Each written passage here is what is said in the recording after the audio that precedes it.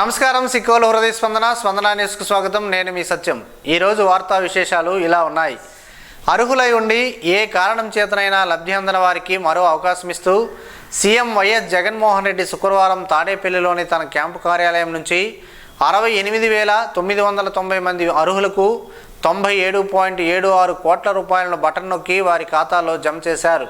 గత ఆగస్టు 2023 నుండి డిసెంబర్ 2023 వరకు అమలైన వివిధ సంక్షేమ పథకాలు అందిన వారికి నిధులను సీఎం జమ చేశారు. ఈ సందర్భంగా ముఖ్యమంత్రి జగన్ మాట్లాడుతూ లబ్ధిదారులు ఎవరూ సంక్షేమ పథకాలు మిస్ కాకూడదన్నారు. అర్హత ఉండి సాంకేతిక కారణాలతో లబ్ధి అందిన వారికి నగదు జమ చేస్తున్నామని తెలిపారు. 68,990 మందికి 97.76 కోట్ల రూపాయలు విడుదల చేస్తున్నామని ప్రకటించారు.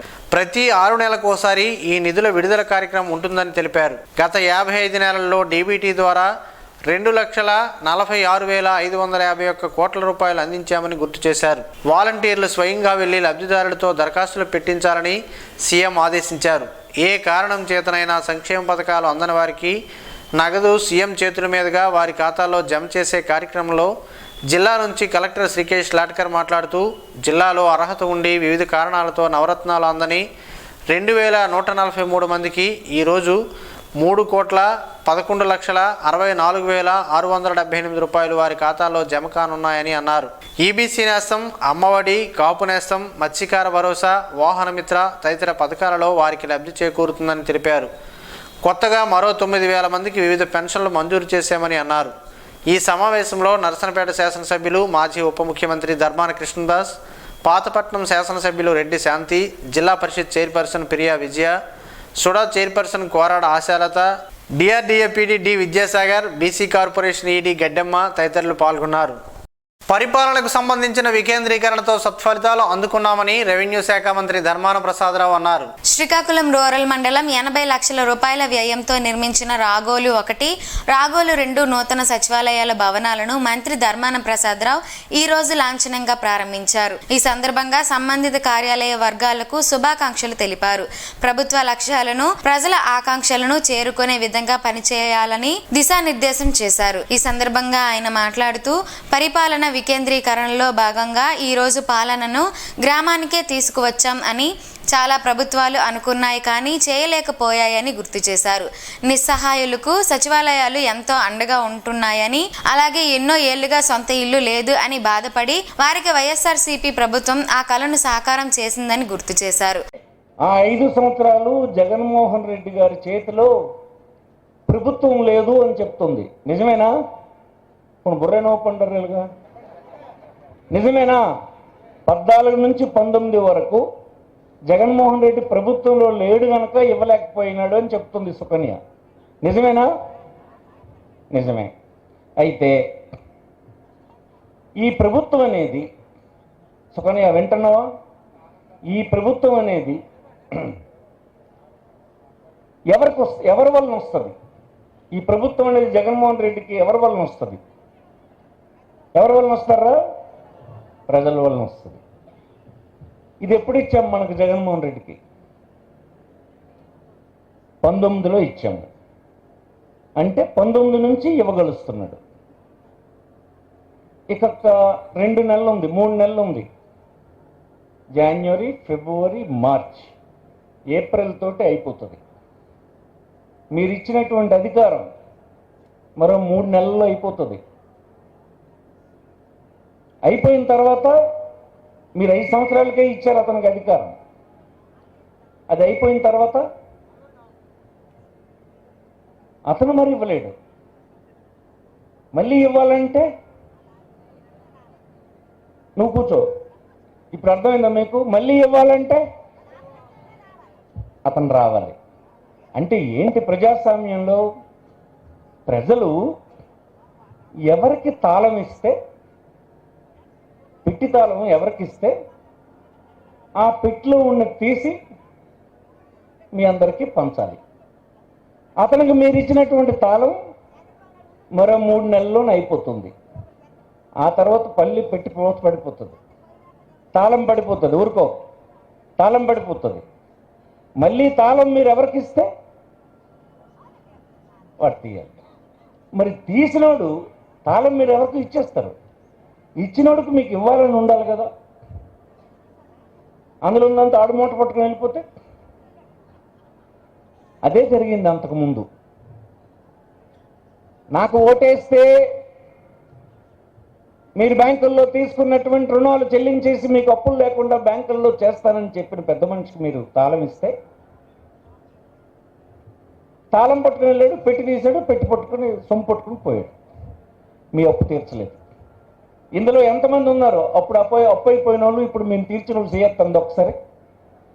జిల్లా రైతు విభాగం అధ్యక్షులు అంబటి శ్రీనివాసరావు, డీసీఎంఎస్ చైర్మన్ గొండు కృష్ణమూర్తి, మండల వైఎస్ఆర్సీపీ అధ్యక్షులు Chitti Janardhan Rao, MPP Ambati Nirmala, AMC chairman Mukalla Tatababu, sarpanch Gedela Changalarao, YSRCP నాయకులు చిట్టి రవికుమార్, పొన్నాన కూర్మారావు, బగ్గు అప్పారావు, బబ్బోది చంద్రమౌళి, యజ్జల గురుమూర్తి, శార్వాణి తదితరులు పాల్గొన్నారు. జగన్మోహన్ రెడ్డి ప్రభుత్వంపై ప్రజల్లో తిరుగుబాటు మొదలైందని శ్రీకాకుళం టీడీపీ పార్లమెంటరీ పార్టీ అధ్యక్షులు కోన రవికుమార్ తెలిపారు. ఈ మేరకు శుక్రవారం ఆయన ఒక ప్రకటన విడుదల చేశారు. ప్రజాగ్రహాన్ని తట్టుకోలేక వైఎస్ఆర్సీపీ ఎమ్మెల్యేలు, ఎంపీలు గుడ్ బై చెబుతున్నారని అన్నారు. ప్రజలకు ఎదుర్కొనే ధైర్యం లేక వైఎస్ఆర్సీపీకి ఎమ్మెల్యేలు, ఎంపీలు గుడ్ బై చెబుతున్నారని 2024 అసెంబ్లీ ఎన్నికలు సమీపిస్తున్న వేళ అధికార పార్టీ ఎమ్మెల్యేలు వైసీపీకి గుడ్ బై చెప్పడం చర్చనీయాంశం అయిందని అన్నారు. ప్రజల నుండి వస్తున్న వ్యతిరేకతను దృష్టిలో ఉంచుకొని రాజీనామాలు చేస్తున్నారని, వైసీపీలోని చాలామంది ఎంపీలు తమ రాజకీయ భవితవ్యం ఎలా ఉంటుందో వారికే అర్థం కావడం లేదని ఎద్దేవా చేశారు. జగన్ రెడ్డిని నమ్ముకుంటే రాజకీయ భవిష్యత్తు అంధకారమే అని భావించి పార్టీ మారుతున్నారని వివరించారు. వైసీపీ అధికారంలోకి వచ్చిన తర్వాత ఏపీ అభివృద్ధి 10 ఏళ్లు వెనక్కి నెట్టబడిందని ఆరోపించారు. విభిన్న ప్రతిభావంతులకు స్వచ్ఛంద సంస్థలు చేయూతనివ్వాలని municipal corporation commissioner Challa Obulesu పిలుపునిచ్చారు. Lions Club Harshavilli project organiser Kallepalli Usharani సౌజన్యంతో క్లబ్ ఆధ్వర్యంలో స్థానిక బాపూజీ కళామందిర్లో శుక్రవారం నిర్వహించిన కృత్రిమ అవయవాల పంపిణీ కార్యక్రమానికి ఆయన ముఖ్య అతిథిగా హాజరయ్యారు. ఈ సందర్భంగా కమిషనర్ మాట్లాడుతూ ప్రభుత్వాలు ఎన్నో కార్యక్రమాలు చేస్తున్నప్పటికీ పౌర సమాజం కూడా ఇలాంటి కార్యక్రమాలకు అండగా నిలవాలని అన్నారు. Harshavilli Lions Club project organiser Usharani స్వచ్ఛందంగా 70,000 రూపాయలు వెచ్చించి 25 మందికి కృత్రిమ అవయవాలు సొంతంగా పంపిణీ చేయడం అభినందనీయమని అన్నారు. విభిన్న ప్రతిభావంతులు శాఖ అసిస్టెంట్ డైరెక్టర్ కవిత మాట్లాడుతూ బహుశా ఇటువంటి వాటిని గుర్తించలేమో. ఇప్పటికీ దాదాపు 100 ఏళ్ల క్రితమే ఈ లయన్స్ క్లబ్ అవతరించింది. ప్రపంచంలోనే the biggest social service organisation Lions Club అనేటువంటిది. అటువంటి లయన్స్ క్లబ్ ప్రపంచ దేశాలన్నింటిలో కూడా దాదాపు 200 పైబడి దేశాల్లో ఈరోజు సుమారుగా 15 లక్షల పైబడి మెంబర్స్తో అనేక రకాలైనటువంటి సర్వీసెస్ ఇస్తున్నారు. అందులో మన టౌన్లో కూడా, మన జిల్లాలో కూడా లయన్స్ క్లబ్ సేవలు గత కొన్ని సంవత్సరాలుగా కూడా అనేక రకాలైనటువంటి ఫీల్డ్స్లో ఇస్తున్నారు. ముఖ్యంగా లయన్స్ క్లబ్ ఏంటంటే ఎడ్యుకేషను, హెల్త్, ఎన్విరాన్మెంటు, పావర్టీ, తర్వాత హంగర్, ఇవి ప్రయారిటీస్. అంటే పీస్తో పాటు వాస్తవానికి అప్పట్లో ఒరిజినల్గా ప్రపంచ శాంతి స్థాపనలో భాగంగా ఇది చేసినప్పటికీ తర్వాత సమాజంలో ఉన్నటువంటి అవసరాలకు అనుగుణంగా వాటి యొక్క లక్ష్యాలని నిర్దేశించుకుంటూ ముందుకు సాగుతుంది. ఈ రకంగా మన టౌన్లో కూడా మరీ ముఖ్యంగా ఇక్కడ కొత్తగా ఈ సంవత్సరమే ఈ హర్షవల్లి శ్రీకాకుళం లయన్స్ క్లబ్ అనేటువంటిది ఫస్ట్ ప్రెసిడెంట్గా శోభరాణి గారి నేతృత్వంలో అనేక రకాలైనటువంటి కార్యక్రమాలు స్కూల్స్లో పిల్లలకు అవసరమైనటువంటి నోట్బుక్స్ కానీ లేకుంటే ఇతరత్ర విభిన్న ప్రతిభావంతులు శాఖ అసిస్టెంట్ డైరెక్టర్ కవిత మాట్లాడుతూ విభిన్న ప్రతిభావంతులకు అవసరమైన పరికరాలను వివిధ సంస్థల ద్వారా అందజేస్తున్నామని, గురుదేవ చారిటబుల్ ట్రస్ట్ దీనికి పెద్ద ఎత్తున సహకారం అందిస్తుందని అన్నారు. లయన్స్ క్లబ్ ఆఫ్ హర్షవిల్లి అధ్యక్షురాలు కరణం శోభారాణి అధ్యక్షతన జరిగిన ఈ కార్యక్రమంలో లయన్స్ క్లబ్ జిల్లా చైర్మన్ హారిక ప్రసాద్, ఏపీడబ్ల్యూజేఎఫ్ రాష్ట్ర కార్యదర్శి, ప్రెస్ క్లబ్ అధ్యక్షులు కొంక్యాన వేణుగోపాల్, లయన్స్ క్లబ్ ప్రతినిధులు అప్పలనాయుడు, శ్రీనివాసరావు, రవికుమార్, గురుదేవ్ చారిటబుల్ ట్రస్ట్ ప్రతినిధులు Smriti, Prabha, Pareeja, Rajakumar, event manager Saibaba, JCI green city పూర్వ అధ్యక్షురాలు మణిశర్మ, బ్లడ్ బ్యాంక్ ప్రతినిధి మణికంఠ, స్వీప్ సంస్థ డైరెక్టర్ కొమ్ము రమణమూర్తి, సంఘ సేవకులు కేవీజే రాధాప్రసాద్, నిక్కు హరిసత్యనారాయణ తదితరులు పాల్గొన్నారు. ప్రజాధనంతో పనిచేస్తున్న వాలంటీర్లను వైసీపీ కార్యకర్తలుగా భావించడం సరికాదని మాజీ మంత్రి గుండా అప్పల సూర్యనారాయణ హితవు పలికారు. ఈ మేరకు శుక్రవారం ఆయన ఒక ప్రకటన విడుదల చేశారు. ధర్మాన ప్రసాదరావు వ్యాఖ్యలను పరిశీలిస్తే వాలంటీర్లను ప్రజాసేవకులుగా గుర్తించకుండా వారి కార్యకర్తలుగా భావించడాన్ని పరిశీలిస్తే వారిలో అసహనం మొదలవుతుందని అన్నారు. వాలంటీర్లను ఉద్దేశించి చేసిన వ్యాఖ్యలను వెనక్కి తీసుకోవాలని డిమాండ్ చేశారు. వాలంటీర్లు ప్రభుత్వంలో పనిచేసే వాళ్ళు ఏ రాజకీయ పార్టీ అధికారం ఉన్నా వాలంటీర్లుగా పనిచేస్తారని గుర్తు చేశారు. ధర్మాన వ్యాఖ్యలు ధనవంతులకు అనుకూలంగా ఉంటాయని కూడా ఎద్దేవా చేశారు. వైకాపా ప్రభుత్వం వచ్చాక సీఎం జగన్మోహన్ రెడ్డి అన్ని వర్గాల ప్రజలకు, ఉద్యోగులకు, అంగన్వాడీ కార్యకర్తలకు కూడా ఇచ్చిన మాట ప్రకారం వేతనాలను పెంచారని మున్సిపల్ మాజీ చైర్పర్సన్ ఎంఈ పద్మావతి అన్నారు. శుక్రవారం ఎంఈ పద్మావతి ఇంటి వద్ద అంగన్వాడీ కార్యకర్తలతో సమావేశమయ్యారు. జగన్మోహన్ రెడ్డి చేస్తున్న పలు అభివృద్ధి కార్యక్రమాలు, అందిస్తున్న సంక్షేమ పథకాలను వివరించారు. అలాగే అంగన్వాడీలు వారి సమస్యల సాధన కోసం చేస్తున్న నిరవధిక సమ్మెతో బాలింతలు, గర్భిణీలు చాలా ఇబ్బందులు పడుతున్నారని వివరించారు.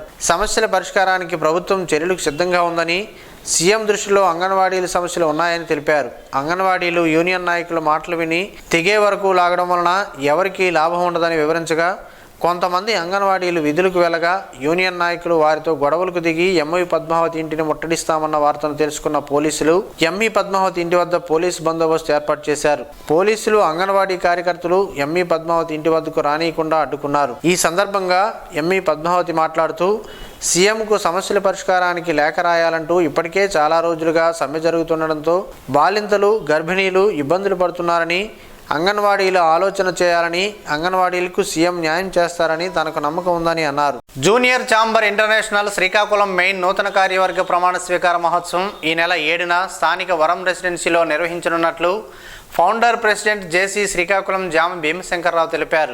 ఈ మేరకు శుక్రవారం స్థానిక చైతన్య జూనియర్ సహకార కళాశాలలో ఏర్పాటు చేసిన సమావేశంలో నూతన కార్యవర్గ సభ్యులు కలిసి ఆయన మాట్లాడారు. జేసీఐ శ్రీకాకుళం నూతన అధ్యక్షునిగా ఎన్నికైన కోన అనిల్ కుమార్ ను పరిచయం చేస్తూ రానున్న రోజుల్లో జేసీఐ శ్రీకాకుళం చేయదగిన సేవలను వివరించారు. నూతన అధ్యక్షుడు కోన అనిల్ కుమార్ మాట్లాడుతూ, తనకు ఈ సదవకాశాన్ని ఇచ్చిన జేసీ భీమశంకర్రావు, జేసీ నటుకుల మోహన్లకు, అలాగే నూతన కార్యవర్గ సభ్యులందరికీ కృతజ్ఞతలు తెలిపారు. అలాగే రానున్న రోజుల్లో ప్రతి ఒక్క సభ్యున్ని కలుపుకుంటూ ప్రతి కార్యక్రమాన్ని సేవా దృక్పథంతో నిర్వర్తిస్తానని తెలిపారు. సెక్రటరీ జామి హరీష్ మాట్లాడుతూ, తనపై నమ్మకం ఉంచి సెక్రటరీగా బాధ్యతలను అప్పగించిన ఫౌండర్ ప్రెసిడెంట్ భీమశంకర్రావుకి కృతజ్ఞతలు తెలిపారు. అనంతరం జేసీ మధు మాట్లాడుతూ, గత కొంతకాలంగా కొన్ని సేవా కార్యక్రమాలు చేస్తున్నానని, తనను గుర్తించి నూతన కార్యవర్గంలో ట్రెజరర్గా అవకాశం ఇచ్చినందుకు ప్రతి ఒక్క కార్యవర్గ సభ్యులకి ధన్యవాదాలు తెలిపారు. అనంతరం నూతన కార్యవర్గ సభ్యులందరినీ ఫౌండర్ ప్రెసిడెంట్ జామి భీమశంకర్రావు పరిచయం చేసి ఆదివారం జరగబోయే పరిచర్య కార్యక్రమ వివరాలను వెల్లడించారు.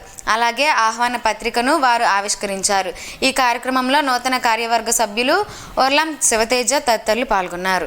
కార్మికులందరికీ సమాన పనికి సమాన వేతనం ఇవ్వాలని, వారి సమస్యలు పరిష్కరించాలని, లేకుంటే సమ్మెను మరింత ఉధృతం చేస్తామని సిఐటియు జిల్లా అధ్యక్షులు సిహెచ్ అమ్మన్నాయుడు, యూనియన్ నాయకులు ఆరుగుల గణేష్, బలరాం హెచ్చరించారు. ముఖ్యమంత్రి నిర్లక్ష్య వైఖరి నిరసనగా శ్రీకాకుళం నగరపాలక సంస్థ కార్యాలయం వద్ద సిఐటియు ఆధ్వర్యంలో మున్సిపల్ కార్మికులు పొర్లు దండాలు పెట్టారు. ఈ సందర్భంగా వారు మాట్లాడుతూ, దుమ్ము, ధూళి, దుర్గంధం భరిస్తూ తాము అనారోగ్యాలకు గురవుతూ పట్టణ పరిశుభ్రతకు పాటుపడుతున్న మున్సిపల్ కార్మికుల పట్ల రాష్ట్ర ప్రభుత్వం నిర్లక్ష్య వైఖరి తగదని తెలిపారు. ముఖ్యమంత్రి Jaganmohan Reddy municipal contract outsourcing కార్మికులందరినీ పర్మనెంట్ చేస్తామని హామీ ఇచ్చి తుంగలో తొక్కడం అన్యాయమని విమర్శించారు. ఈ కార్యక్రమంలో యూనియన్ నాయకులు కళ్యాణరాజు, ఆకుల శంకర్, జె మాధురి, పి మల్లమ్మ తదితరులు పాల్గొన్నారు. కాంగ్రెస్ పార్టీలోకి షర్మిల రావడంతో పార్టీ శ్రేణులంతా ఆనందోత్సవాల్లో ఉన్నారని, షర్మిల రాకను తాము స్వాగతిస్తున్నామని శ్రీకాకుళం జిల్లా కాంగ్రెస్ పార్టీ అధ్యక్షులు డాక్టర్ పేడాడ పరమేశ్వరరావు తెలిపారు. టెక్కలిదరి నౌపాడ ఆర్ఎస్ లో జరిగిన మీడియా సమావేశంలో ఆయన మాట్లాడుతూ,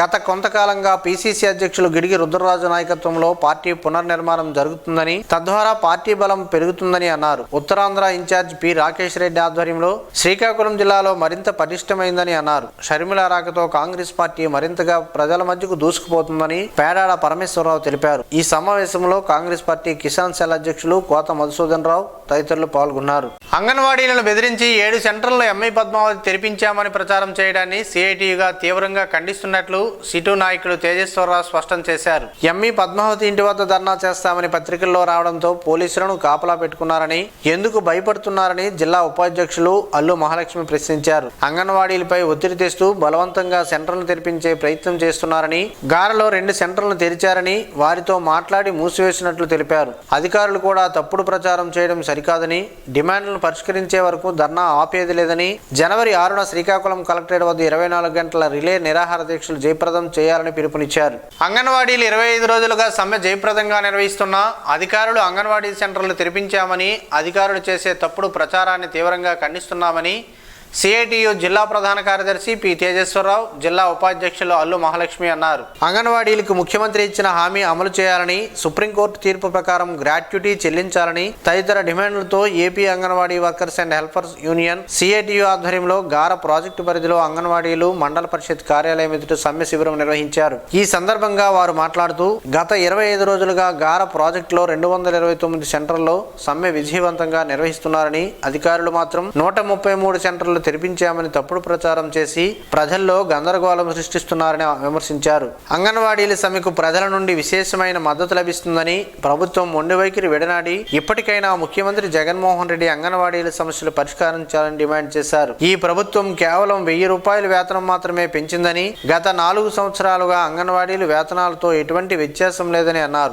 జనవరి 6న కలెక్టర్ కార్యాలయం వద్ద 24 గంటల రిలే నిరాహార దీక్ష జయప్రదం చేయాలని పిలుపునిచ్చారు. ఈ కార్యక్రమంలో AP Anganwadi workers and helpers union Gara నాయకులు జె కాంచన, లక్ష్మి, నాగమణి, మంగమ్మ తదితరులు పాల్గొన్నారు. 2 ఏళ్లకు పైగా ఎలాంటి లావాదేవీలు లేకుండా ఇనాపరేటివ్ గా ఉన్న ఖాతాలో కనీస నిల్వలు లేవంటూ జరిమానా ఛార్జీలు వేయవద్దని బ్యాంకులకు ఆర్బీఐ ఆదేశాలు జారీ చేసింది. అదేవిధంగా వివిధ స్కాలర్షిప్ నగదును పొందడం కోసం లేదా ప్రత్యక్ష నగదు బదిలీల కోసం తీసుకున్న ఖాతాల్లో 2 ఏళ్లకు పైగా ఎలాంటి లావాదేవీలు జరగకుంటే వాటిని ఇనాపరేటివ్ ఖాతాలుగా పేర్కొనరాదని స్పష్టం చేసింది.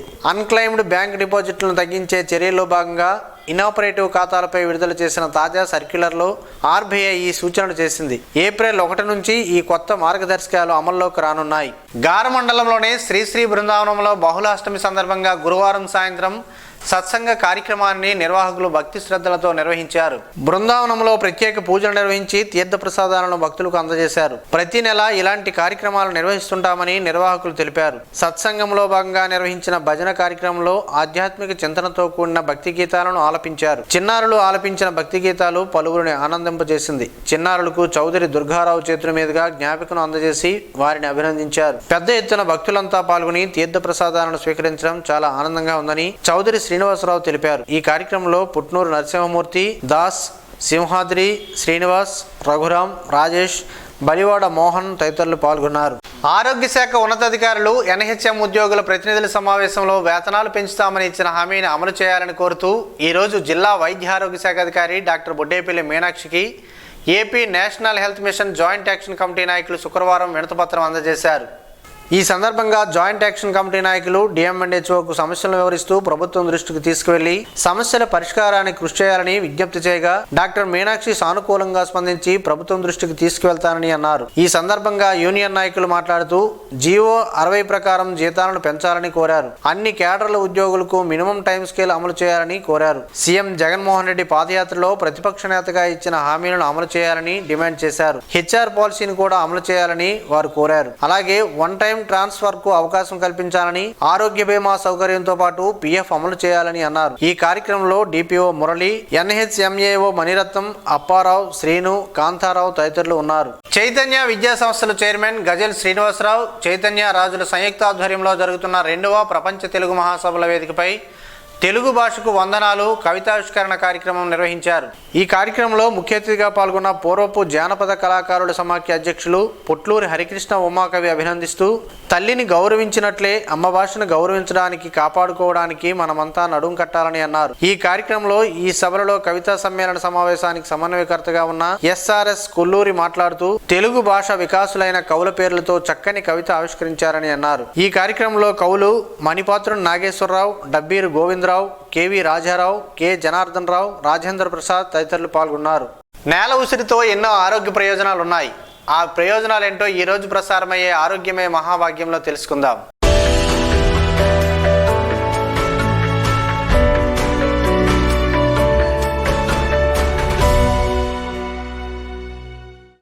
మన చుట్టూ పరిసరాల్లో అనేక చిన్న చిన్న మొక్కలు పెరుగుతుంటాయి. వాటి గురించి మనకు తెలియదు. ఆయుర్వేద పరంగా అవి ఎన్నో ప్రయోజనాలను అందిస్తాయి. కానీ ఆ మొక్కల గురించి చాలా మందికి సరిగ్గా తెలియదు. అలాంటి మొక్కల్లో నేల ఉసిరి మొక్క ఒకటి. ఇందులో అనేక ఔషధ గుణాలు ఉంటాయి. ఇది కేవలం 60 సెంటీమీటర్ల ఎత్తు మాత్రమే పెరుగుతుంది. దీని కొమ్మలకు చిన్న చిన్న కాయలు కాస్తాయి. అయితే దీనికి సాధారణ ఉసిరికి సంబంధం లేదు. ఉసిరిలాగానే నేల ఉసిరి మొక్క కూడా మనకు అనేక ప్రయోజనాలను అందిస్తుంది. దీంతో పలు అనారోగ్య సమస్యలను నయం చేసుకోవచ్చు. నేల ఉసిరి ఆకులను బాగా దంచి పేస్ట్లా చేసి ఆ మిశ్రమాన్ని గాయాలు వాపులపై రాసి కట్టుకడుతుండాలి. దీంతో గాయాలు త్వరగా మానుతాయి, వాపులు తగ్గుతాయి. విరిగిన ఎముకలు అతుక్కునేందుకు నేల ఉసిరి ఆకులను ఉప్పుతో కలిపి దంచి ఆ మిశ్రమంతో కట్టుకడతారు. నేల ఉసిరి ఆకులను ఉప్పుతో దంచి రసాన్ని తీసి లేపనం చేస్తే దురదతో కూడిన చర్మ వ్యాధులు తగ్గుతాయి. నేల ఉసిరి ఆకులను దంచి నీళ్లలో వేయాలి. రాత్రంతా అలాగే ఉంచాలి. మరుసటి రోజు ఉదయాన్నే నీటిని వడకట్టి నోట్లో పోసుకుని పుక్కలించాలి. దీంతో నాలుక, నోరు, పెదవులు పగలడం తగ్గుతుంది. ఆ సమస్యల నుంచి బయటపడవచ్చు కూడా. నేల ఉసిరి ఆకుల రసం లేదా ఆకులు చూర్ణంకు చెందిన కషాయాన్ని సేవిస్తుంటే దగ్గు, తుమ్ములు తగ్గుతాయి. నేల ఉసిరి ఆకుల రసం 1 టీ స్పూన్ లేదా చూర్ణం 1 టీ స్పూన్ రోజు ఉదయం సాయంత్రం తీసుకుంటే కామెర్లు తగ్గుతాయని ఆయుర్వేద నిపుణులు చెబుతున్నారు. నేల ఉసిరి ఆకులను అలాగే నమిలి తింటుంటే ఆకలి బాగా పెరుగుతుంది. ఆ రుచి సమస్య తగ్గుతుంది. ఈ మొక్కలు ఆకుల నుంచి రసం తీసి దాన్ని చక్కెరతో కలిపి సేవించాలి. దీంతో వెక్కిళ్లు తగ్గుతాయి. మూత్ర వ్యాధులలో మాత్రం జారీ కావడానికి నేల ఉసిరి ఆకులు వేర్లను దంచి తినిపించాలి. స్త్రీలలో ఋతుస్రావం ఎక్కువగా ఉన్నప్పుడు తగ్గించడానికి నేల ఉసిరి ఆకుల చూర్ణాన్ని బియ్యం కడుగు నీళ్ళతో తాగించాలి. ఈ మొక్కలు ఆకుల కషాయం తాగితే లివర్ జబ్బులు, జ్వరాలు తగ్గిపోతాయి. వీటిని వాడే ముందు ఒకసారి ఆయుర్వేద నిపుణులు సంప్రదిస్తే మెరుగైన ఫలితాలు అందుకోవచ్చు.